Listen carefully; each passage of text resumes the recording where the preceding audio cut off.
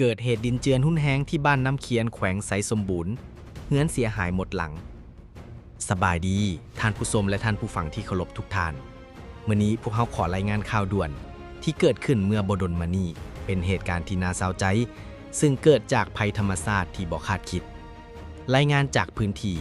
อิงตามจดหมายข่าวที่พวกเราได้รับจากทางผู้ใช้ Facebook ในแขวงไสสมบูรณ์ให้ฮู้ว่า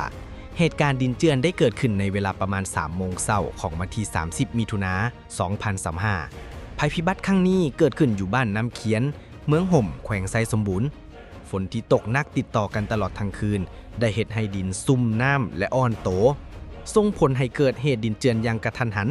กระแสดินที่ไหลลงมาอย่างแรงได้พัดเข้าใส่เฮือน2ชั้นหลังหนึ่งที่ตั้งอยู่ติดกับห้วยน้ำเป็นน่าเสียดายที่เฮือนหลังดังกล่าวได้ยุบตัวลงและได้รับความเสียหายหมดทั้งหลัง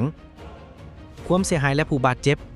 จากการรายงานเบื้องต้นพวกเขาได้รับแจ้งว่าโชคดีที่บ่มีผู้ได้รับบาดเจ็บในเหตุการณ์ครั้งนี้แนวใดก็ตามความเสียหายทางด้านทรัพย์สินแม่นนักหนองหลายการประเมินมูลค่าความเสียหายเบื้องต้นคาดว่าจะอยู่ที่ประมาณ180 ล้านกว่ากีบนี่ถือเป็นการสูญเสียที่ใหญ่หลายสำหรับครอบครัวผู้ประสบภัยสาเหตุหลัก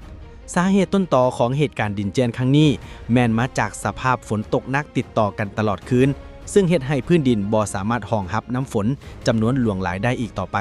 จึงเกิดการเจือนสลายลงมาผู้ประกาศข่าว